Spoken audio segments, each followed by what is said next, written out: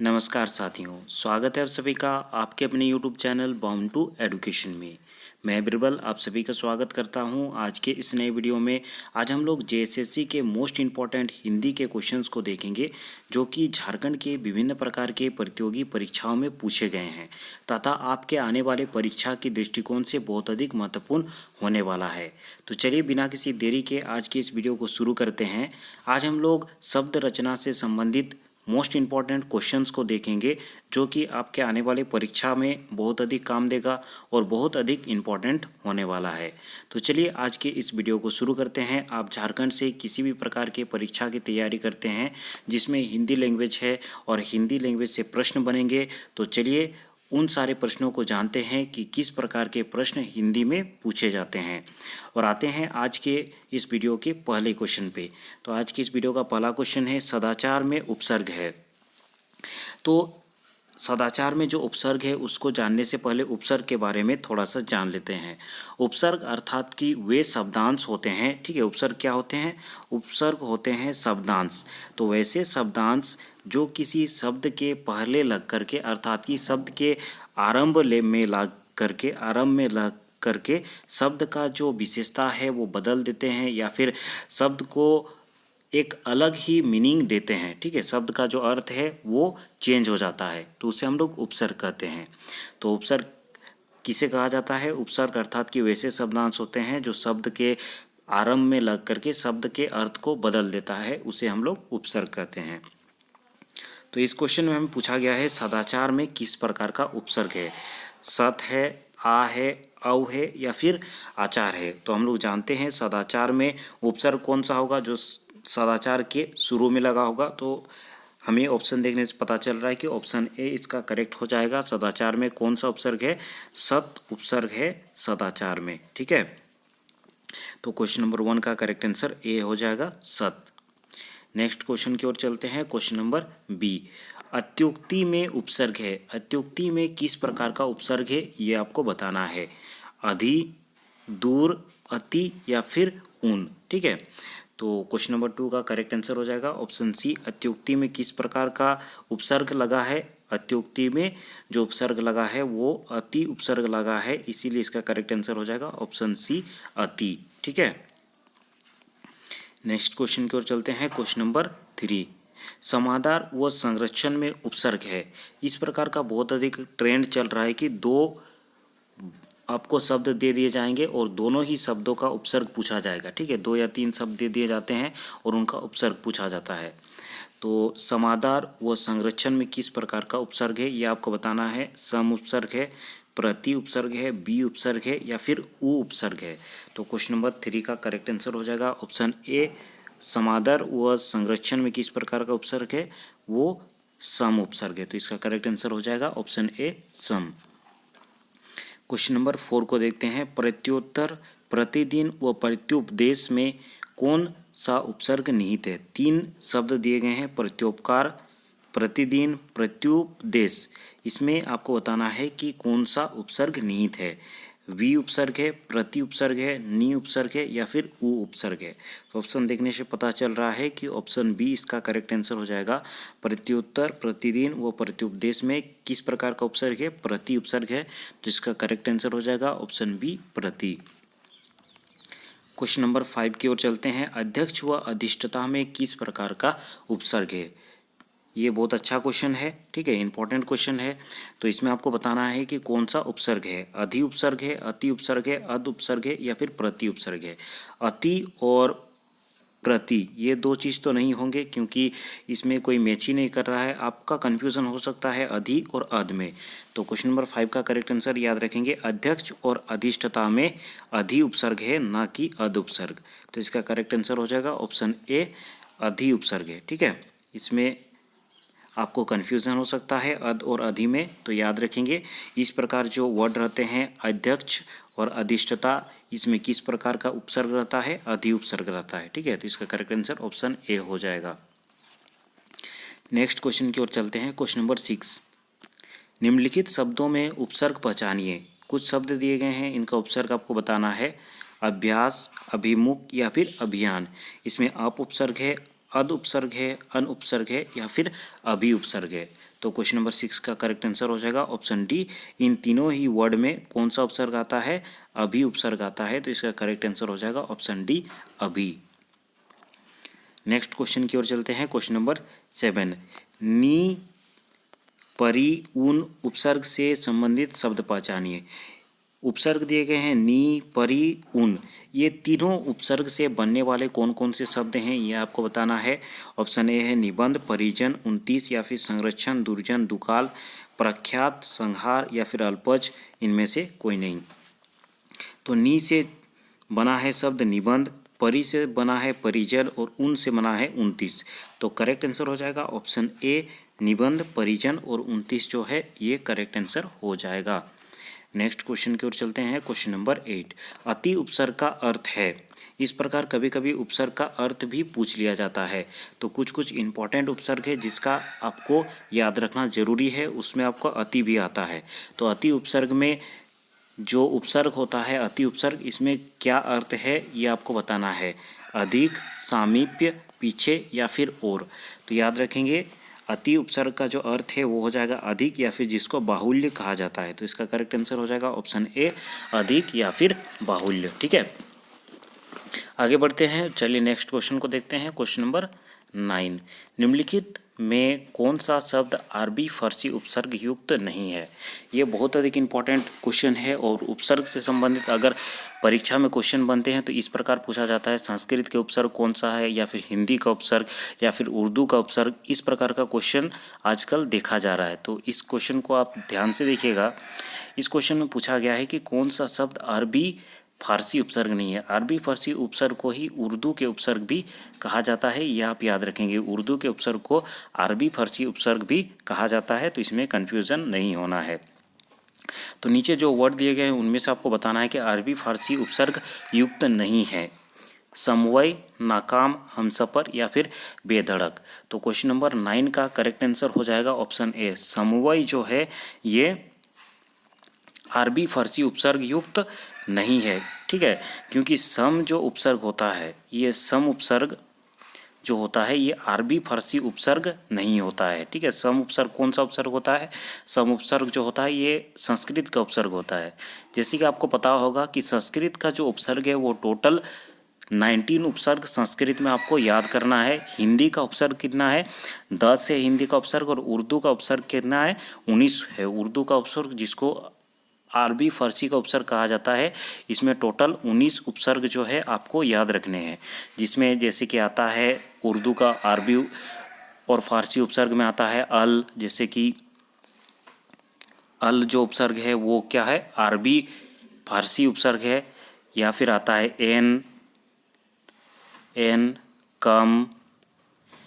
ये सब जो उपसर्ग है ये अरबी फारसी या फिर जिसे उर्दू उपसर्ग कहा जाता है। टोटल 19 है। ये टोटल 19 उपसर्ग इस प्रकार के हैं। ठीक है,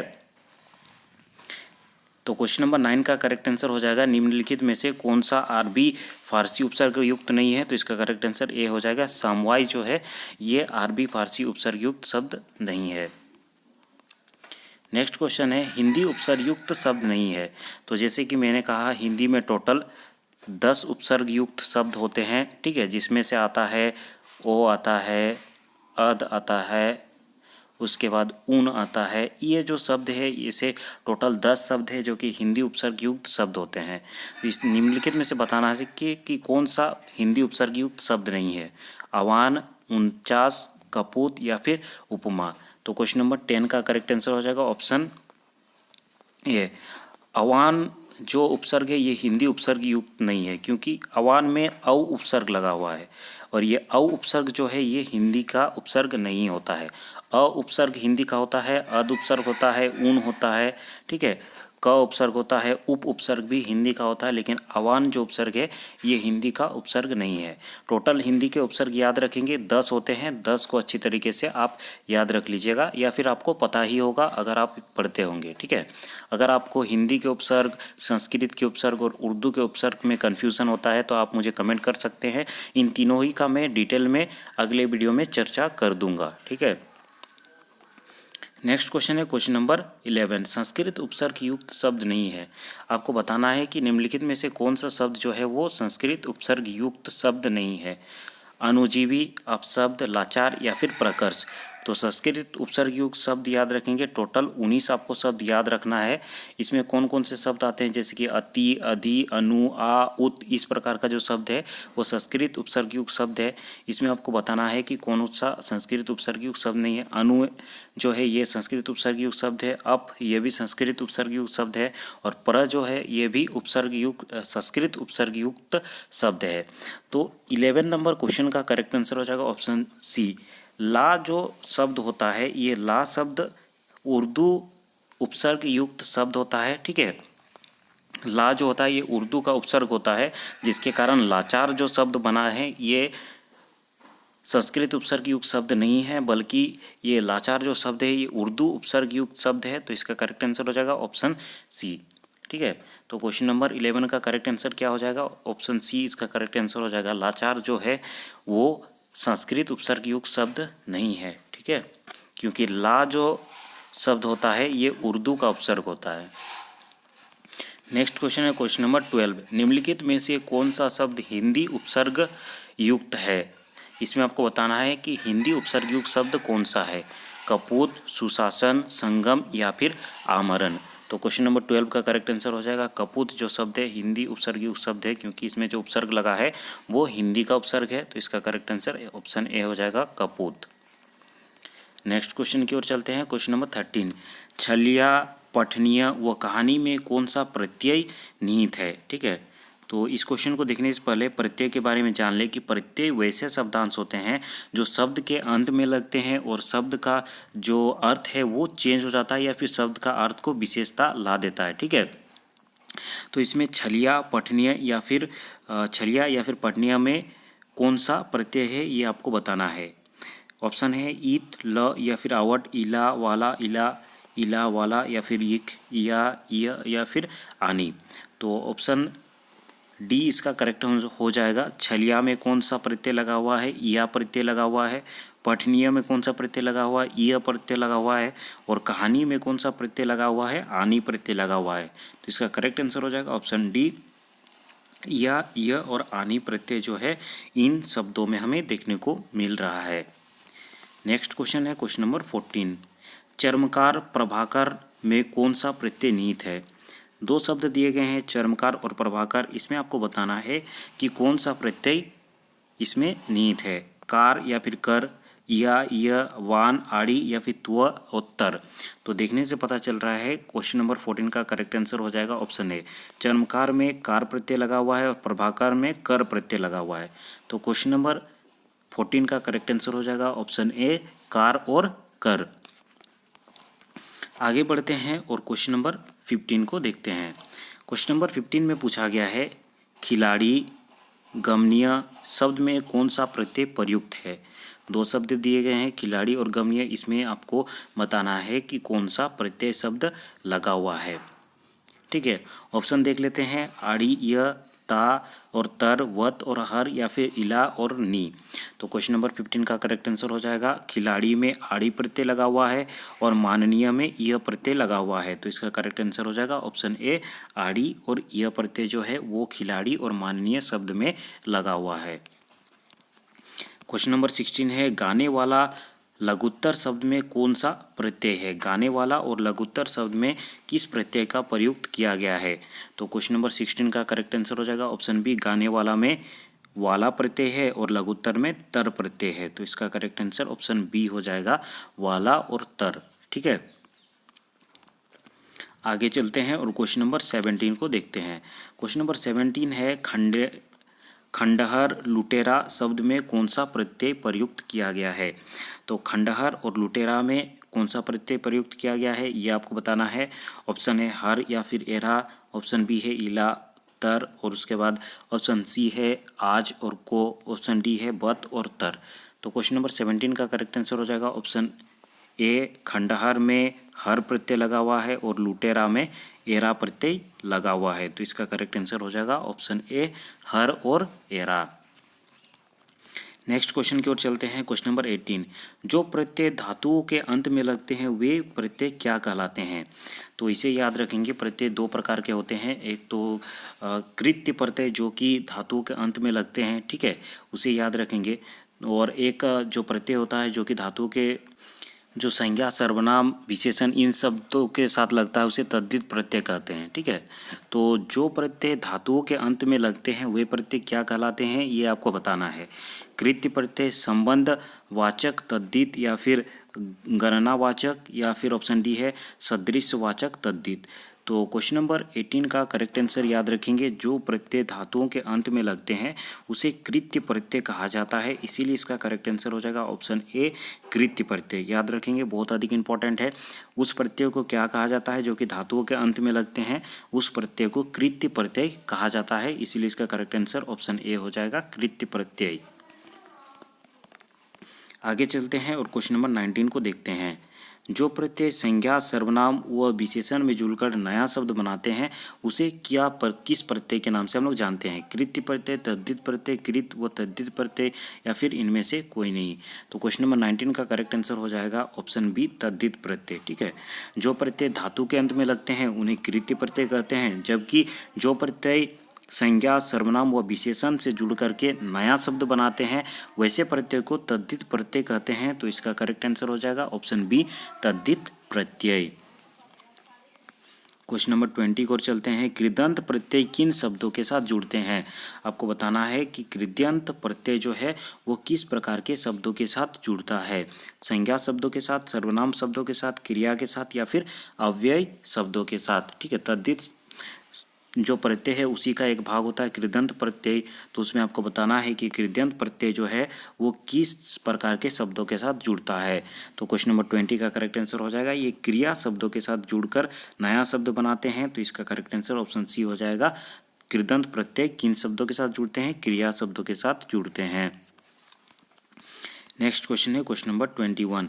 वे अविकारी शब्द जो दो शब्दों, वाक्यों अथवा वाक्य खंडों को जोड़ते हैं कहलाते हैं, ठीक है। उन शब्द का नाम आपको बताना है कि जो दो वाक्यों या फिर दो वाक्य खंडों को जोड़ते हैं उन्हें क्या कहा जाता है? संज्ञा, सर्वनाम, क्रिया, या फिर अव्यय। तो क्वेश्चन नंबर 21 का करेक्ट आंसर हो जाएगा क्रिया शब्द वैसे शब्द होते हैं जो कि दो वाक्यों या फिर दो वाक्य खंडों को आपस में जोड़ने का काम करते हैं। तो इसका करेक्ट आंसर ऑप्शन सी क्रिया हो जाएगा। आगे चलते हैं और क्वेश्चन नंबर 22 देखते हैं। अलमारी किस विदेशी शब्द का, माफ कीजिएगा, अलमारी किस विदेशी भाषा का शब्द है? इस प्रकार के क्वेश्चन भी आजकल के परीक्षाओं में बहुत अधिक बन रहे हैं। अलमारी जो शब्द है वो किस विदेशी शब्द से लिया गया है या फिर किस विदेशी भाषा का शब्द है यह आपको बताना है। अंग्रेजी का है, फारसी का है, डच का है, या फिर पुर्तगाली का है। तो क्वेश्चन नंबर 22 का करेक्ट आंसर हो जाएगा अलमारी जो शब्द है ये पुर्तगाली शब्द है। तो ये करेक्ट आंसर हो जाएगा ऑप्शन डी पुर्तगाली। नेक्स्ट क्वेश्चन है क्वेश्चन नंबर 23। पांडव शब्द में कैसा प्रत्यय है? पांडव शब्द जो है इसमें किस प्रकार का प्रत्यय का प्रयोग किया गया है? कृदंत प्रत्यय, तद्धित प्रत्यय, स्त्री, या फिर प्रत्यय नहीं है। तो क्वेश्चन नंबर 23 का करेक्ट आंसर हो जाएगा ऑप्शन बी तद्धित प्रत्यय, ठीक है। इसमें तद्धित प्रत्यय का उपयोग किया गया है। तो इसका करेक्ट आंसर ऑप्शन बी हो जाएगा तद्धित प्रत्यय। आगे देखते हैं क्वेश्चन नंबर 24। रिक्शा शब्द किस भाषा का शब्द है? बहुत अधिक इंपॉर्टेंट क्वेश्चन, ठीक है। ये जो क्वेश्चन है ये प्रीवियस ईयर के क्वेश्चंस में भी पूछे गए हैं, आपको एसएससी के प्रश्नों में भी मिलेंगे, और आपको जो भी आपके आने वाले परीक्षाएं हैं, किसी भी लेवल का परीक्षा का प्रिपरेशन कर रहे हो, इस प्रकार का क्वेश्चन आपको मिल जाएंगे, देखने को मिल जाएंगे एग्जाम्स में। तो इस क्वेश्चन को याद रखेंगे, रिक्शा शब्द जो है किस भाषा का शब्द है? अंग्रेजी, उर्दू, तुर्की, या फिर जापानी। तो क्वेश्चन नंबर 24 का करेक्ट आंसर हो जाएगा रिक्शा जो शब्द है ये जापानी शब्द है, इसीलिए इसका करेक्ट आंसर हो जाएगा ऑप्शन डी जापानी। नेक्स्ट क्वेश्चन है क्वेश्चन नंबर 25। निम्नलिखित में योगरूढ़ शब्द क्या है? योगरूढ़ शब्द अर्थात कि दो शब्दों के मेल से कोई जब नया शब्द बनता है उसे हम लोग योगरूढ़ शब्द कहते हैं, और ऐसे शब्दों का एक निश्चित जो अर्थ है वो होता है, ठीक है। तो उसमें आपको बताना है कि योगरूढ़ शब्द कौन सा है? विशालकाय, पुष्प, कुमुदनी, या फिर पंकज। तो क्वेश्चन नंबर 25 का करेक्ट आंसर हो जाएगा ऑप्शन डी पंकज। पंकज जो शब्द है ये योगरूढ़ शब्द है। नेक्स्ट देखते हैं क्वेश्चन नंबर 26। निम्नलिखित शब्दों में युगरूढ़ शब्द कौन सा है। फिर से युगरूढ़ शब्द आपको पूछा गया है, बताना है कि कौन सा शब्द जो है वो युगरूढ़ शब्द है। चक्रपाणी, पाठशाला, उपचार या फिर अभिव्यक्ति। तो क्वेश्चन नंबर 26 का करेक्ट आंसर हो जाएगा ऑप्शन ए चक्रपाणी। ठीक है, युगरूढ़ शब्द कौन सा हो जाएगा, चक्रपाणी। चक्र और पानी दो शब्दों से मिलकर बना होता है और इसका एक विशेष अर्थ है, इसीलिए इसका चक्रपाणी जो है वो करेक्ट आंसर हो जाएगा। ठीक है, जैसे कि और एक युगरूढ़ शब्द बहुत अधिक पूछा जाता है, चारपाई। चारपाई, ये युगरूढ़ शब्द भी बहुत अधिक पूछा जाता है, जिसमें दो शब्दों के मेल से बनते हैं चार और पाई। और चारपाई एक विशेष अर्थ जिसे हम लोग कहते हैं खटिया। खटिया शब्द को ये इंगित करता है। चारपाई तो बहुत कोई का होता है, जैसे कि बकरी का भी चारपाई होता है, गाय का भी चारपाई होता है, लेकिन उन लोगों को चारपाई नहीं कहा जाता है। ये चारपाई जो उपयोग किया जाता है ये खटिया के लिए उपयोग किया जाता है, इसीलिए इसे युगरूढ़ शब्द कहते हैं, क्योंकि दो शब्दों से मिलकर बना है, चार और पाई, और इसका एक विशेष अर्थ है खटिया। ठीक है, तो इस प्रकार के शब्दों को आप पहचान सकते हैं युगरूढ़ शब्द के रूप में। नेक्स्ट क्वेश्चन देखते हैं, क्वेश्चन नंबर 27। ई प्रत्यय किस शब्द में नहीं है। ई प्रत्यय किस शब्द में नहीं है ये आपको बताना है। तेली, रंगीला, माली या फिर अलबेला। तो प्रत्यय अर्थात होता है शब्द के अंत में जो लगता है, तो रंगीला में हम लोग देख रहे हैं कि ई प्रत्यय नहीं है, तो इसका करेक्ट आंसर हो जाएगा ऑप्शन बी रंगीला। नेक्स्ट क्वेश्चन की ओर चलते हैं, क्वेश्चन नंबर 28। संस्कार शब्द में किस उपसर्ग का प्रयोग किया गया है। संस्कार शब्द में किस उपसर्ग का प्रयोग किया गया है ये आपको बताना है। सम, सन, सम्स या फिर संस। तो क्वेश्चन नंबर 28 का करेक्ट आंसर हो जाएगा संस्कार में सम उपसर्ग का प्रयोग किया जाता है। स में जब भी ऊपर में बिंदु रहता है तो उसमें याद रखेंगे सम उपसर्ग का प्रयोग किया जाता है। ठीक है, तो इसका करेक्ट आंसर हो जाएगा ऑप्शन ए सम उपसर्ग। नेक्स्ट क्वेश्चन है क्वेश्चन नंबर 29। रेलगाड़ी शब्द है, ये भी बहुत अधिक इंपॉर्टेंट क्वेश्चन है और बार बार रिपीट किया जाने वाला क्वेश्चन है। रेलगाड़ी किस प्रकार का शब्द है, तद्भव है, विदेशी है, देशज है या फिर संकर है। तो क्वेश्चन नंबर 29 का करेक्ट आंसर हो जाएगा ऑप्शन बी, माफ कीजिएगा ऑप्शन डी संकर। ठीक है, ऑप्शन डी संकर शब्द है। संकर शब्द ऐसे शब्द होते हैं जो दो भाषा के शब्दों को मिलाकर के बनाया जाता है, जैसे कि रेल। ये जो रेल ये बना है रेल जोड़ गाड़ी से। ठीक है, रेलगाड़ी बना है रेल और गाड़ी से। रेल जो शब्द है ये अंग्रेजी शब्द है, जबकि गाड़ी जो शब्द है ये देसी शब्द है या फिर देशज शब्द है। इसीलिए जब दो भाषाओं से मिलकर के एक सार्थक शब्द बनाया जाता है और उसको हम लोग अपनाते हैं हिंदी में, तो वैसे शब्दों को हम लोग संकर शब्द कहते हैं। तो रेलगाड़ी जो है वो किस प्रकार का शब्द है, संकर शब्द है, इसीलिए इसका करेक्ट आंसर हो जाएगा ऑप्शन डी संकर शब्द। ठीक है, नेक्स्ट क्वेश्चन है क्वेश्चन नंबर 30। वकील किस भाषा का शब्द है। यह भी बहुत अधिक इंपॉर्टेंट है। वकील जो शब्द है वो किस भाषा का शब्द है, फारसी का, अरबी का, तुर्की का या फिर पुर्तगाली का। तो क्वेश्चन नंबर 30 का करेक्ट आंसर याद रखेंगे।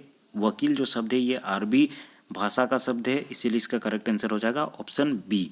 ठीक है, तो आज के इस वीडियो में इतना ही। हम लोगों ने 30 मोस्ट इंपॉर्टेंट हिंदी के क्वेश्चंस को देखे जो कि शब्द रचना से संबंधित थे। ठीक है, अगले वीडियो में इसी प्रकार मुख्य क्वेश्चन के साथ हम लोग मिलेंगे। अगर ये वीडियो आपको अच्छा लगा हो और इसी प्रकार की वीडियोस आपको आगे देखना है तो इस वीडियो को ज़रूर लाइक कर दे और चैनल को अवश्य ही सब्सक्राइब कर दे, ताकि इस प्रकार से हमें पता चलता है कि इस प्रकार के वीडियो आपके लिए हम लोग आगे बनाएं या फिर ना बनाएं। ठीक है, धन्यवाद। आज के वीडियो में इतना ही, अगले वीडियो में हम लोग फिर मिलते हैं।